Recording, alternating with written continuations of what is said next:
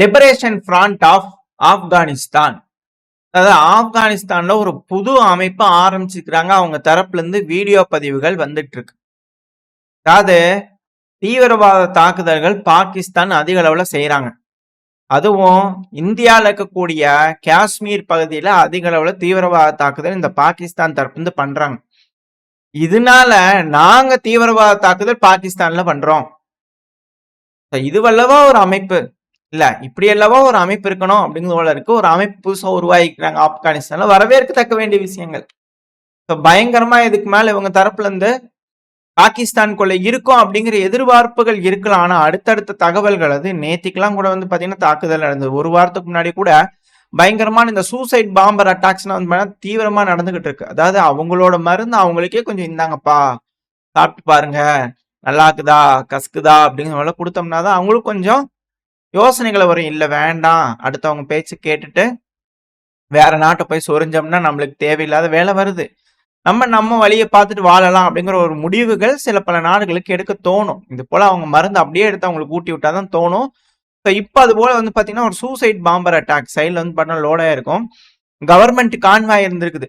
So அந்த government கான்வாயில வந்து பாத்தீங்கன்னா மோட்டார் பைக்ல வெடிகுண்டா மாதிரி வந்து பாத்தீங்கன்னா அப்படியே ஒரே அடி அதுல வந்து பாத்தீங்கன்னா பல நபர்கள் இறந்துட்டாங்க அப்படின்றாங்க. அது எவ்வளவா இருந்தாலும் குறைச்சலா சொல்றதா வந்து பாத்தீங்கன்னா அவங்களோட இது வாடிக்கை. பாகிஸ்தான் தரப்பு வந்து மொத்தம் 5 நபர்கள் இறந்துட்டாங்க, 11 நபர்கள் கிட்ட காயம் அடைஞ்சிட்டாங்கன்றாங்க. கைபர் பக்துன்குவா பகுதியில வந்து பாத்தீங்கன்னா பஜூர் அப்படின்ற ஒரு பகுதி இருக்கு. ஸோ அந்த பகுதியில இது போல ஒரு அட்டாக் நடந்திருக்கு. தொடர்ந்து இந்த ஹையர் அபிஷியல்ஸ், இந்த மிலிட்டரி அபிஷியல்ஸை வந்து குறி வச்சு சூசைட் அட்டாக்ஸ் நடந்துகிட்டு இருக்கு. பல அமைப்புகள் இது போல வரணும். பாகிஸ்தானுக்குள்ள போய் அவங்களோட மருந்து என்னவா இருக்கு அப்படிங்கிறத அவங்களுக்கு காமிச்சு கொடுத்தாங்கன்னா கொஞ்சம் ஈஸியா இருக்கு அப்படிங்கிற மாற்று கருத்துல.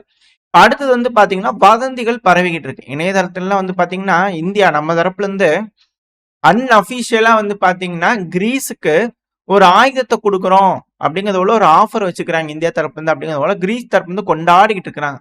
இணைஞ்சு செயல்படும் இது போல நாடுகள்லாம். எப்படி துருக்கி அசர்பைஜான்ல பாகிஸ்தானுக்கு ஆயுதம் கொடுத்தாங்களோ அதே போல இந்த 2 நாடுகளுக்கு குடைச்சல் கொடுக்கக்கூடிய நாடுகளுக்கு நம்ம ஆயுதங்கள் தரணும், பெருமளவுல தரணும், யோசிக்காம தரணும். அப்பதான் வந்து பண்ணா அவங்க அமைதியா இருப்பாங்க. ஐயோ வேண்டாம், தேவையில்லாம அவங்க கொடுத்தோம்னா அப்புறம் நம்மளுக்கு எதிராக ஆயுதங்கள் வந்துடும் அப்படிங்கிறது போல. சரி ஓகே, எந்த ஆயுதத்தை இவங்க கொண்டாடுறாங்க நம்மளோட ஆயுதம் அப்படின்னு கேட்டீங்கன்னா LRLACM அப்படிங்கிற ஒரு ஆயுதம். இது வந்து long range land attack cruise missile. அதாவது லாங் ரேஞ்ச்னாலே 1000 இருந்து 1500 கிலோமீட்டர் வரைக்கும் வந்து பாத்தீங்கன்னா இந்த மிசைல்னால போக முடியும். துல்லிய தாக்குதல், சப்சோனிக் ஸ்பீட்ல துல்லியமான தாக்குதல் நடக்கும். அது ஆல்ரெடி எல்லாம் டெஸ்ட் ப்ரூவனு. ஸோ இதெல்லாம் வந்து பாத்தீங்கன்னா எப்படி சொல்றது, ஒரு மிக பெருமளவுல ஒரு வரப்பிரசாதமாட்ட கிரீஸுக்கு இந்த ஆயுதம்லாம் உங்களுக்கு போகுது அப்படின்னா. ஏன்னா ஒரு வேலை இந்த சைப்ரஸ் பகுதியில் ஏதோ ஒன்று செய்யணும், இல்லை வேற ஏதாச்சும் கிரீஸுக்கு எதிரான நடவடிக்கைகள் எடுக்கணும். ஏன்னா இப்போ ஜியோ பாலிட்டிக்ஸ் டென்ஷன்ல வந்து பாத்தீங்கன்னா துருக்கிக்கு அதிகப்படியான ஆயுதங்கள் ஃபைட்டர் ஜெட்ஸ் எல்லாம் கிடைக்குது. அப்படி கிடைக்குது அப்படின்னாலே துருக்கி ஒரு அளவுக்கு மேல பவர் ஆயிட்டாங்கனாலே அதெல்லாத்தையும் தூக்கிட்டு வந்து இந்த கிரீஸ் இந்த பகுதியில வந்து பார்த்தா அவங்களோட ஆளுமையை செலுத்த ட்ரை பண்ணுவாங்க. ஒருவேளை இஸ்ரேலுக்கு எதிராக போனாலும் ஆச்சரியப்படுறதுக்குல. ஸோ அது போல சூழ்நிலைகள் வருது அப்படின்னா அவங்களோட குடுமையை பிடிச்சி இசுக்கணும் அப்படின்னா பக்கத்துல இருக்கக்கூடிய நாடுகளுக்கெல்லாம் கொஞ்சம் பவர்ஃபுல் ஆகணும். ஸோ அதனால இது போல ஆயுதங்கள் LRLKM ஆயுதங்கள் வந்து பாத்தீங்கன்னா கிரீஸுக்கு போகுது அப்படின்னா அவங்க கொஞ்சம் டிஃபென்சிவா இருந்துப்பாங்க. ஏன்னா இந்த ஆயுதத்தினால இனிஷியலா அணு ஆயுதத்தையும் தூக்கிட்டு போக முடியும், இல்லைன்னா கன்வென்ஷனல் வார்ஹெட்லையும் எடுத்துட்டு போக முடியும்.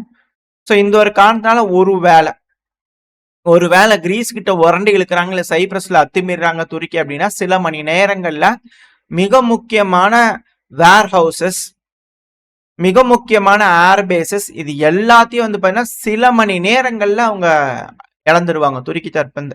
அதுவும் ரேடாரு, ஏர்பேஸ், டிஃபென்ஸ் சிஸ்டம்ஸ் எல்லாமே வந்து பார்த்தா கொலாப்ஸ் பண்ணிடும் இந்த மிசைல்களை பயன்படுத்தி. ஸோ கிரீஸ் தரப்புல இருந்து எதிர்பார்க்கிறாங்களா அப்படின்ற கேள்விகள் இருக்கு. இல்ல நம்ம தரப்புல இருந்து இது வேணும்னா கேளுங்க பார்த்தாரா அப்படிங்கிறதோட சொல்லியிருப்போமா அப்படிங்கிற கேள்விகள் இருக்கு. ஸோ வெயிட் பண்ணி பார்ப்போம். கிரீஸுக்கு கொஞ்சம் ஆசை இருக்கு நம்மளோட ஆயுதத்து மேல அப்படிங்கிற மாற்று கருத்துல. உலக அரங்கில் வந்து பாத்தீங்கன்னா நம்மளோட ஆயுதங்களுக்கு மவுஸ் கூடுது அப்படிங்கிற மாற்று கருத்துல கோடான கோடி நன்றிகள் பாகிஸ்தானுக்கு. ஏன்னா பாகிஸ்தான் அவங்களோட ட்ரோன்கள், மிசைல்கள் இதெல்லாத்தையும் ஏவி விட்டு ட்ரை பண்ணும்போது நம்ம எந்த அளவுக்கு ஏர் டிஃபென்ஸ் சிஸ்டம் நம்மளோட ரேடார்ஸ்ல வந்து பாத்தீங்கன்னா அதுல ப்ரிடிக்ட் ஆயிருக்கு, அதை டிடெக்ட் ஆயிருக்கு, அதை வந்து துல்லியமா தாக்கி இருக்கு, ப்ரொடெக்ட் பண்ணிருக்கு அப்படிங்கிறத நம்ம காமிச்சு கொடுத்தாச்சு. பேட்டில் ப்ரூவன் இல்லையா? ஸோ அதனால நம்மளோட ஆயுதங்களும் மேற்கு நாடுகளுக்கு சில நாடுகளுக்கு அது நாட்டோவில் இருந்தாலும் சரி யார்கிட்டயா இருந்தாலும் சரி நம்மளோட ஆயுதங்கள் தேவைப்படுது அப்படிங்கிற மாற்று கருத்துல. இப்ப அடுத்தது இதே போல இந்த ஆயுதங்கள் எக்ஸ்சேஞ்ச் அப்படிங்கிற பலரையும் வந்து பாத்தீங்கன்னா உறுத்திக்கிட்டு இருக்கு. இப்ப அந்த வகையில ரஷ்யா வந்து பாத்தீங்கன்னா ரஷ்யாவோட இன்ஸ்ட்ரக்டார்ஸ் ஏன்னா இப்ப பேட்டில் ப்ரூவன் ரஷ்யாங்கிறது வந்து பாத்தீங்கன்னா இந்த ரஷ்யா உக்ரைன் பிரச்சனையில எந்த அளவுக்கு உதவிகள் நார்த் கொரியா செஞ்சுக்கிறாங்க. இப்ப பதிலுக்கு ரஷ்யா செய்ய வேண்டிய டேர்ன் இல்லையா. நார்த் கொரியால சமீபத்துல ஒரு ரெசார்ட் ஓபன் பண்ணியிருந்தாங்க. இப்ப அந்த ரெசார்ட்டுக்கு பக்கத்துல வந்து பாத்தீங்கன்னா ட்ரைனிங் ஏரியாஸ் அதிக அளவுல இருக்கு. ரஷ்யால இருந்து இன்ஸ்ட்ரக்டார்ஸ் போய் ட்ரோனை எப்படி யூஸ் பண்ணலாம், அதை எப்படி உபயோகப்படுத்தி ப்ராப்பரா துல்லியமா தாக்குதல் பண்றது அப்படிங்கிறது போல புதுசா பிரிகேட் எல்லாத்தையும் ரெக்ரூட் பண்ணி அவங்க எல்லாத்துக்கும் அதிகப்படியான ட்ரைனிங் கொடுத்துட்டு இருக்காங்க. இது கூடவே ஏர் டிஃபென்ஸ் சிஸ்டமையும் டிரான்ஸ்ஃபர் பண்ணிட்டு இருக்காங்க. இந்த கலாம் ரெசார்ட், இந்த கல்மா ரெசார்ட் இருக்கு இல்லையா, ஸோ அந்த கல்மா ரெசார்ட்ல வந்து பண்ணா அதுக்கு பக்கத்துல தங்கி இருந்து சொல்லி கொடுத்துட்டு இருக்காங்க அப்படிங்கிற உக்ரைனோட இன்டெலிஜென்ஸ் தரப்பு வந்து தகவல்கள் வந்துகிட்டு இருக்கு. அதாவது உக்ரைன்ல வந்து பாத்தீங்கன்னா இது போல மிஸ்இன்ஃபர்மேஷன் இது போல இன்ஃபர்மேஷன்ஸ் எல்லாம் சொல்றதுக்குன்னே தனியா ஒரு நபர் இருக்கார். அதாவது கலினோவ்காவ் நபர். ஸோ இவர் வந்து பாத்தீங்கன்னா சாகி ட்ரோன் ஃபேக்டரி எல்லாம் வந்து பாத்தீங்கன்னா சமீபத்தில் நார்த் கொரியால ஓபன் பண்றதா சொல்லியிருந்தாங்க இல்லையா. ஸோ அது எல்லாம் அதிகப்படியான ட்ரோன்கள் ஈரான் கிட்ட இருந்து தொழில்நுட்பத்தை வாங்கி ரஷ்யா செஞ்சுக்கிட்டு இருக்காங்க. இப்ப அதை வந்து நார்த் கொரியாவுக்கு சொல்லி கொடுத்து அங்கேயே ஃபேக்டரி கட்டி அங்கிருந்து எக்ஸ்ட்ராக்ட் பண்ணி ரஷ்யாவுக்கும் கொடுப்பாங்க. ரெண்டாவது அவங்களும் பழகிடுவாங்க. தொழில்நுட்பத்துல வேற கட்ட வளர்ச்சிக்கு போயிட்டு இருக்காங்க அப்படிங்கிறது போல உக்ரைனோட ஆண்ட்ரி கொவிலெங்கோ அவர்கள் வந்து பாத்தீங்கன்னா சொல்லிக்கிறார். இவர் யாருன்னா இந்த கவுண்டர் டிஸ்இன்ஃபர்மேஷனோட ஹெட்டா இருக்கிறார் உக்ரைன்ல. இப்ப இது போல விஷயங்கள்லாம் உக்ரைன் தரப்பு வந்து வந்துகிட்டு இருக்கு. ஏன்னா இது ஏன் ஹைலைட் ஆகுது, இந்த ஈரான் ரஷ்யா நார்த் கொரியா அப்படின்னா அது இவங்க சொல்றதுதான். ஈரான் கிட்ட இருந்து தொழில்நுட்பத்தை ரஷ்யா வாங்கி நார்த் கொரியாவுக்கு சொல்லி கொடுத்து அவங்க கிட்ட ட்ரைனிங் கொடுத்து அதுல மேனுஃபேக்சர் பண்ணி ரஷ்யா எடுத்து எங்க மேல தாக்குதல் பண்றாங்க. 3 நாடுகள் இணைஞ்சு எங்க மேல தாக்குதல் பண்றாங்க அப்படிங்கறத வந்து பண்ண இதுல இருக்கக்கூடிய ஒரு சாராம்சம். ஏன் இது ஹைலைட் ஆகுது அப்படின்னா பைடன் அவர்களோட அரசாங்கம் அந்த எண்ட்ல வந்து பண்ண பைடன் அவர்கள் ஒரு நோட் எழுதி கொடுத்துட்டு போயிருந்தார். அடுத்த அரசாங்கம் யார் வந்தாலும் சரி எப்படி ஈரானு ரஷ்யாவையும் நார்த் கொரியாவும் விளக்கலாம் பிரிக்கலாம் அப்படிங்கிறது போல ஒரு சீக்கிரட் ரகசியத்தை வந்து பாத்தீங்கன்னா மெமோல எழுதி அடுத்த அரசாங்கத்துக்கு கொடுத்துட்டு போயிருந்தாங்க. ஏன்னா இது ஈவில் ஆக்சிஸ் சேர்ந்துட்டாங்கன்னா கொடூரமா இருக்கும், மிக மோசமான முடிவுகள் ஆயிரும் அப்படிங்கிற சொல்லியிருந்தார் இல்லையா. ஸோ அதனால இந்த 3 நாடுகள் இன்னும் இணைஞ்சுதான் இருக்கு அப்படிங்கிற ஒரு விஷயத்த ட்ரம்ப் அவர்களுக்கு எதிர்த்து சொல்றதுக்கு உக்ரைன் தரப்பு வந்து ரெடி ஆகிட்டு இருக்கிறாங்களா அப்படின்ற கேள்விகள் வருது. எது எப்படியோ அடுத்தது இப்போ ரஷ்யா வந்து பாத்தீங்கன்னா இந்த இணைஞ்சு செயல்பட்டு இருக்காங்களே. இப்ப அடுத்தது மாபெரும் திரட்டு இந்த அமெரிக்கா சைடே போக ஆரம்பிச்சிருச்சு. அதாவது அமெரிக்கானாலே வந்து வட அமெரிக்கா, அதாவது அமெரிக்கா மட்டும் இல்ல சவுத் அமெரிக்காவும் இருக்கிறாங்க இல்லையா, அது ஒரு கண்டம். இப்ப சவுத் அமெரிக்கால வந்து ரஷ்யா கால் பதிக்கணும் இல்லையா, ஆப்பிரிக்கால பெருமளவுல கால் பதிச்சாச்சு. இப்ப அடுத்தது சவுத் அமெரிக்கா கிட்ட வந்து பாத்தீங்கன்னா போயிருக்காங்க. அதுல இந்த வெனிசுவேலால ஆதிக்கம் அப்படிங்கிறது ரஷ்யாக்கு இருக்கு. ஆனா முழு ஆதிக்கம் அப்படிங்கிறது இப்ப கிடைச்சிச்சு. அது எப்படி நம்ம புரிஞ்சுக்கலாம்னா ரஷ்யா முதல் முறையா கலிஷ்னிகவ் ஃபேக்டரி இருக்குல்ல, அந்த துப்பாக்கி AK-47 சொல்லுவாங்க இல்லையா, ஸோ அதோட அம்யூனிஷன் ஃபேக்டரி வந்து பாத்தீங்கன்னா வெனிசுவேலால ஓபன் பண்ணிக்கிறாங்க. இதுல என்ன இருக்கு அப்படின்னு கேட்டீங்கன்னா வெனிசுவேலால ஆயுதம் தயாரிக்கும் தொழிற்சாலை இருக்கு அப்படின்னா ஆயுதங்களை தயார் பண்ணி சுத்தி இருக்கக்கூடிய நாடுகளுக்கு வேணுங்கிற அளவுக்கு சப்ளை பண்ணலாம், அவங்களுக்கு வேணுங்கிற அமைப்புக்கு சப்ளை பண்ணலாம். இங்கிருந்து பொட்டியை கட்டி கொண்டு போய் அங்க கொண்டு போய் கொடுக்கணும்லாம் நீட் இல்லை, அங்கேயே செஞ்சு பொட்டி கட்டி எல்லா பக்கமும் கொடுக்கலாம். இதுதான் இதுல இருக்கக்கூடிய ஹைலைட். இப்படி செய்யுங்கப்பா, போய் சவுத் அமெரிக்கா நார்த் அமெரிக்கா நாடுகள் எல்லாம் பலது இருக்கு, போய் ஃபேக்டரி கட்டி ஆயுதங்கள்லாம் தயாரிச்சு அங்க இருக்கிற அமைப்பு எல்லாத்துக்கும் சௌகரியத்து கொடுங்க. இப்ப எப்படி சிரியால வந்து எல்லா அமைப்புகள்லாம் உருவாகுது, அமைப்புகள் கையில ஆயுதங்கள் இருக்குது. இப்படி இருக்கும்போது மிடில் ஈஸ்ட் எப்படி ரணகலமா இருக்கு, இப்ப அதே போல அங்கேயும் போய் எல்லாம் டெலிவரி ஆச்சுன்னா எல்லா பக்கத்துலயும் கோலாகலமா இருக்குமா இல்லையா அப்படிங்கிறது போல பல அனலிஸ்ட் வந்து வருத்தங்கள் வந்துகிட்டு இருக்கு. ஸோ அதிகப்படியான ஆயுதங்கள் இதுக்கு மேல வெனிசுவேலால இருந்து தயாரிச்சு அந்த பகுதியெல்லாம் சப்ளை ஆகுமா அப்படிங்கிற கேள்வி இருக்கு. அதாவது ஃபர்ஸ்ட் ஃபேஸ் மட்டும்தான் கம்ப்ளீட் ஆயிருக்கு இந்த ஃபேக்டரியில. இந்த ஃபர்ஸ்ட் ஃபேஸுக்கே வந்து பாத்தீங்கன்னா ஒரு வருஷத்துக்கு 70 மில்லியன் ரவுண்டை வந்து பண்ண ப்ரொடியூஸ் பண்ண முடியும் அப்படிங்கிறாங்க. அமெரிக்கா கண்டத்திலயும் ஆப்புகள் தயாராயிட்டு இருக்கு அப்படிங்கிற மாற்று கடத்துல. அது அடுத்தது வந்து பண்ணா அப்படியே ஆப்பிரிக்காவுக்கு வந்துடலாம்.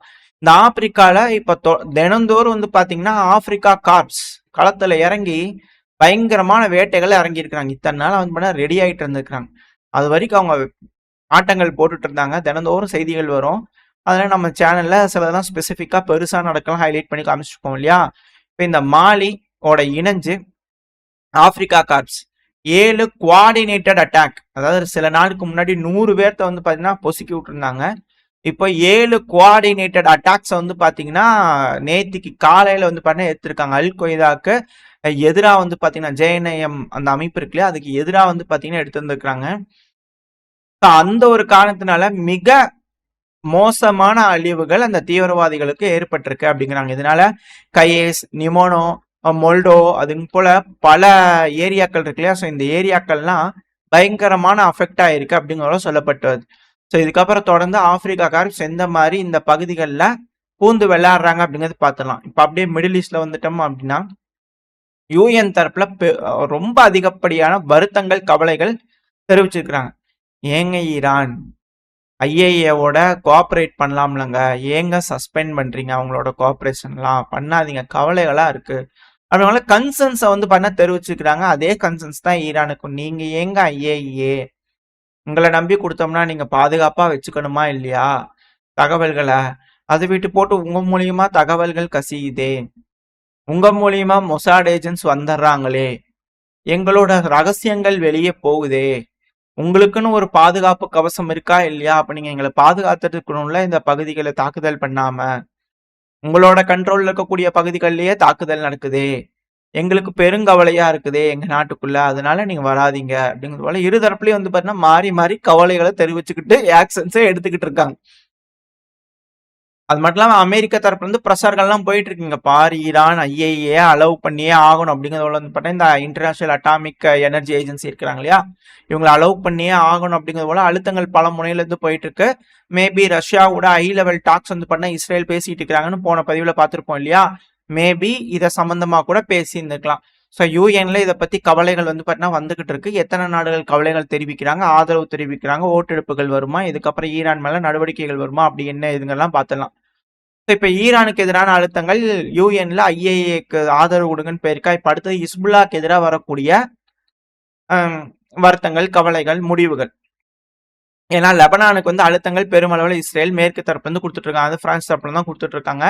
ஹிஸ்புல்லாவை டிஸ்மாண்டில் பண்ணணும், அவங்க கிட்ட இருக்கக்கூடிய ஆயுதங்கள்லாம் வந்து கீழே போட்டுட்டு அந்த பகுதியிலிருந்து அவங்க போகணும் அப்படிங்கிறது போல பெருமளவில் அழுத்தங்கள் போயிட்டு இருக்கு.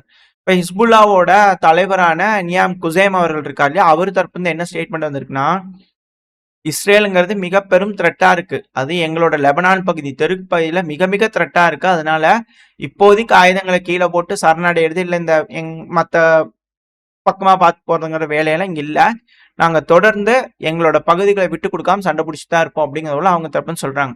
ஏன்னா பாலஸ்தீன் எப்படியோ அப்புறம் நாளைக்கு லெபனான் ஆகி போயிரு அப்படிங்கிற பலரோட கருத்துக்களா இருக்கு. ஸோ வெயிட் பண்ணி பார்ப்போம். உண்மையான ஆபத்து எங்களுக்கு இருக்கு இஸ்ரேல்னால, ஸோ அதனால நாங்கள் எங்களை பாதுகாத்து தான் தீரும் அப்படிங்கிற அவங்க தரப்பு ஸ்டேட்மெண்ட் வருது. இதை எப்படி சொல்றாங்க, என்ன மாதிரி சொல்றாங்க அப்படிங்கிற வெயிட் பண்ணி பார்ப்போம். அட் த சேம் டைம் சிரியாக்குள்ள வந்துட்டோம் அப்படின்னா சிரியால இட்லிப் பகுதியில் மிக பெரும் அளவில் வெடி விபத்துகள் நடந்துட்டு இருக்கு. காரணம் அங்க இருக்கக்கூடிய அம்யூனிஷன் டிப்போஸ், ஆயுத குவிப்புகள் அங்க இருக்கிறதுனால அந்த இடங்கள்லாம் வந்து பண்ண வெடிச்சுக்கிட்டு இருக்கு. மேபி உளவாளிகளா இருக்கலாம். ஏன்னா இட்லிப்புங்கிறது வந்து பாத்தீங்கன்னா புலி கூட்டு இருந்தது, அங்கிருந்தா வந்து பாத்தீங்கன்னா ஜுலானி அவர்கள், ஐயோ இப்ப அவர் ஜுலானி கிடையாது, எனக்கு அவர் பேரு ஜுலானி அவர்களே மைண்ட்ல செட் ஆயிடுச்சு பாருங்க, அல்ஷாரா அவர்கள். அவர் தான் வந்து இப்ப சிரியால தலைவரா இருக்கிறார் இல்லையா. ஸோ அவர் வந்து பாத்தீங்கன்னா குடியிருந்தது வந்து பண்ண இட்லிப்ல இருந்தாரு, அங்கிருந்தா பசர் அசாத் அவர்களுக்கு எகெயின்ஸ்டா வந்தாரு. குட்டி பகுதி வந்து பண்ண இப்ப பறந்து விரிஞ்சு கிரேட்டர் இட்லிப்னாங்க. இப்ப சிரியா முழுவதுமே அவங்களோட கட்டுப்பாட்டுக்குள்ள வர மாதிரி ஆயிப்போச்சு இல்லையா. ஸோ அந்த பகுதி அந்த இட்லிப்லயே வந்து பாத்தீங்கன்னா அம்யூனிஷன் டிப்போஸ்லாம் எக்ஸ்ப்ளோர்ட் ஆயிட்டு இருக்கு. இது சிரியாவோட வடக்கு பகுதியில இருக்கு. இந்த பிராந்தியம் முழுவதுமே தினந்தோறும் வெடி விபத்துகள் அப்படிங்கிறது கேட்டுக்கிட்டு தான் இருக்கு. அடுத்தது ட்ரம்ப் அவர்கள்கிட்ட வந்துடலாம். ஏன்னா இந்த செனட் சபையில, காங்கிரஸ் சபையில இந்த ஒன் பிக் பியூட்டிஃபுல் பில்லுங்கிறது பல மணி நேரங்கள ஓட்டெடுப்பு போயிட்டு இருக்கான். ஏகப்பட்ட விஷயங்கள் அமளிக்குமில்ல அந்த ரெக்கார்டே பண்றாங்க. அதாவது இந்த ஓட்டு வந்து பாசிட்டிவ் ஆகிற வரைக்கும் நான் க்ளோஸே பண்ண மாட்டேன் அப்படிங்கிறதெல்லாம் பண்ணிட்டு இருக்கிறாங்க. அது ஒரு சைட்ல நடந்துட்டு இருக்கட்டும். அடுத்தது ட்ரம்ப் அவர்கள் தரப்பில் ஸ்டேட்மெண்ட் வந்திருக்கு. என்னன்னா 20% டாரிஃப், வியட்நாமோட பொருட்கள் எங்க நாட்டுக்குள்ள வருதுன்னா 20% டாரிஃப்ங்கிறது நாங்க போட போறோம். அது மட்டும் இல்ல, பொருட்களுக்கு 20%. அமெரிக்கா அந்த டிரான்ஸ்ஷிப்மெண்ட் குரூப்ஸ் எல்லாம் இருக்கு இல்லையா, அதுக்கு 40%. ஏன்னா இப்போ சீனா எடுத்துக்கிட்டோம்னு வச்சுக்கோங்க, சீனா மேல வர்த்தகத்துக்கு தடை போட்டிருக்காங்க. ஆனா இந்த சீனா என்ன பண்றாங்கன்னா, சீனா மேட் இன் சீனான்ற தூக்கிட்டு made in Taiwan, sorry made in Thailand, made in Cambodia, made in Vietnam, made in Mexico அப்படிங்கிறது போல அந்தந்த நாடுகளில் போய் ஃபேக்டரியை ஓபன் பண்ணி இன்வெஸ்ட் பண்ணி அந்தந்த நாடுகள் இருந்து ப்ரொடியூஸ் பண்ணி அமெரிக்காக்கு ஏற்றுமதி பண்றது போல சீனாவை வந்து பாத்தீங்கன்னா பெருமளவுல லாபம் ஈட்டிக்கிட்டு இருக்காங்க, பல நாடுகள்ல இருந்து ஏற்றுமதி பண்ற மாதிரி. அந்த சாங்ஷன்ஸ் டேரிஃப்ஸ்க்கு எல்லாத்துக்குமே வந்து பண்ணா கவுண்டரா வந்து பண்ண சீனா தரப்பு வந்து பண்ணிட்டு இருக்கிறாங்க. ஸோ அதை எல்லாத்தையும் அடக்கணும் அப்படின்னா சீனாவோட ஆல்டர்னேட் என்ன மாதிரியான நாடுகள்லாம் உதவுறாங்களோ, சீனா எந்தெந்த நாடுகள்லாம் கம்யூனிகேஷன் இருக்கோ அந்த நாடுகளுக்குலாம் அழுத்தங்கள் இருந்தது அப்படின்னா சிக்கல்கள் ஏற்படும் இல்லையா. ஸோ அது போல வந்து பாத்தீங்கன்னா அவங்க தரப்பு வந்து கவுண்டர் இருக்கு. இதுல என்னன்னா 40% 20% அப்படிங்கிறாங்க. சரி, ஒரு டீல் போட்டுக்கிறீங்களா, இதனால என்ன உங்களுக்கு லாபம் அப்படின்னு கேட்டீங்கன்னா, அமெரிக்காவோட பொருட்களை வியட்நாம் மார்க்கெட்டுக்குள்ள இதுக்கு மேல அலோவ் பண்றாங்க, டோட்டல் ஆக்சிஸ் தராங்க. இதுக்கப்புறம் வந்து பாத்தீங்கன்னா 0 டாரிஃப்ல நம்மளோட பொருள் அங்க விற்கிறதுக்கான வேலைகளை பார்ப்போம் அப்படிங்கிற இவரு தரப்புன்னு சொல்றாரு. அது வியட்நாம் விற்கணும்னா 40% 20%, ஆனா இவங்க கொண்டு போய் வித்தா மட்டும் 0வா பர்சன்டேஜ் டாக்ஸா அப்படிங்கிற கேள்விகள் வருது. கோபம் கொந்தளிப்புகள்லாம் ஏற்படும். ஏன்னா உள்நாட்டில் இருக்கக்கூடிய வியாபாரிகள் பெருமளவில் அவதிப்படுவாங்க. ஏன்னா உள்நாட்டில் இருக்கக்கூடிய பொருட்களை வாங்காம கஷ்டப்பட்டாங்க அப்படின்னா முழுக்க முழுக்க அமெரிக்காவோட காசை டிபெண்ட் பண்ணி இருக்கிற மாதிரியே இருந்துட்டு இருக்க வேண்டிய கட்டாயத்துக்கு தள்ளப்பட்டுரும். இது போல பல விஷயங்கள் இந்த டேரிஃப்ல உள்குத்தா இருக்கு. இதெல்லாம் நாடுகள் எப்படி கவுண்டர் பண்ண போறாங்க அப்படிங்கிறது வெயிட் பண்ணி பார்த்தலாம். இப்போ வியட்நாம் கிட்ட உட்காந்து இது பேசி போட்ட மாதிரி டீல் மாதிரி தெரியல. இது இவரா வந்து பண்ண ஒரு ப்ரொபோசல் வச்சிருக்கிறாரு. இதுக்கு வியட்நாம் தரப்புல இருந்து என்ன மாதிரியான ஸ்டேட்மெண்ட் வருது அப்படிங்கறத பாத்துக்கலாம். ஏன்னா அட்டென்ஷனுக்கு நன்றி அப்படிங்கிற சொல்றாரு இல்லையா, இதெல்லாம் வந்து பார்த்தோம்னா அந்த நாடுகள் பார்த்து ரெஸ்பாண்ட் பண்ணும் ட்ரம்ப் அவர்களுக்கு அப்படிங்கிற எதிர்பார்க்கிறாரா அப்படின்ற கேள்விகள்லாம் சில அனலிஸ்ட் தரப்பு வருது. இல்லை உண்மையாலுமே அவங்களாம் பேசி இந்த முடிவு எடுத்துக்கிறாங்களா அப்படிங்கிறதெல்லாம் வெயிட் பண்ணி பார்த்தலாம். ஓரளவுக்கான தகவல்கள் இந்த பையில பார்த்துருப்போம்னு நினைக்கிறேன். இதோட இந்த பதிவு நான் முடிச்சுக்கலாம். இந்த பதிவு எப்படின்னு உங்களுக்கு பிடிச்சிருக்கா, பிடிச்சு நான் லைக் பண்ணிட்டு உங்க ஃப்ரெண்ட்ஸ் ஷேர் பண்ணிக்கோங்க. அது கூட மறக்காம இந்த பதிவு பற்றி உங்களோட கருத்துக்களை கமெண்ட் செக்ஷன் சொல்லுங்க. அது கூடவே நம்ம சேனலை சப்ஸ்கிரைப் பண்ணலாம், மறக்காம சப்ஸ்கிரைப் பண்ணிக்கோங்க. இந்த பதிவு நல்லா இருக்கணும்னு நம்பிக்கை அடுத்த போய் அவங்க சந்திக்கிறேன். Stay safe, by.